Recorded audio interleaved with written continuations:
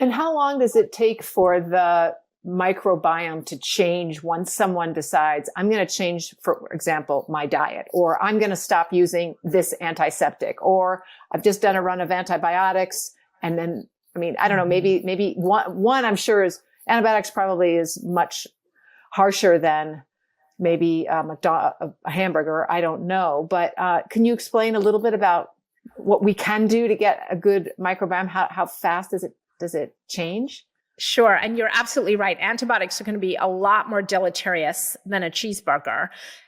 A typical broad spectrum antibiotic of the type you may take to treat, for example, a urinary tract infection or a sinus infection can remove up to a third of your gut bacteria. And that's no simple matter of just, I'm going to just go take a probiotic and then I'm good.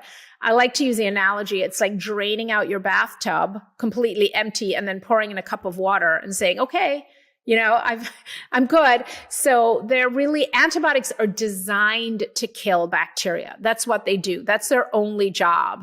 And so you are always going to take a hit from taking an antibiotic. But if you have not taken a lot of antibiotics in the past or a lot of other microbiome disrupting drugs like acid blockers, steroids, etc., if you eat a healthy diet, if you've had good exposure to nature, et cetera, you might be okay with a course of antibiotics. Somebody, on the other hand, who's been on antibiotics for prolonged periods of time, maybe doesn't eat a great diet, et cetera. So it really depends on what your overall terrain looks like.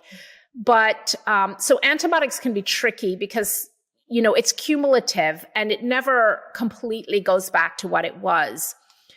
In terms of diet, we have a great study that was published in the journal Nature in 2014. And that study looked at 9 volunteers and they put them on an Atkins type pork rinds prosciutto diet. I kid you not, pork rinds for snack. They put them on that diet and they looked at the microbiome before, during, and after. And then they rested those same 9 volunteers for about 5 days and they put them on a plant-based diet. Jasmine rice, lentils, I believe it was mango for snack instead of the pork rinds. And what they found is that not only did the microbes change dramatically within about 30 hours, so somewhere around a day and a half, but they saw different genes turned on and off too as a result of the dietary changes. So some of the microbial changes we can see when we start to eat more fiber and more plants is that the bibliophilia, the bile-loving bacteria, will drop. And those are the bacteria that are involved in breaking down meat products. And unfortunately, some of them are also associated with inflammation, diarrheal disease, et cetera. And then we'll see bacteria like Faecalibacterium prausnitzii, that's one of the good guys, that helps to ferment that plant fiber and produce a healthy short-chain fatty acids. Those levels will rise. And again, that's about a day and a half.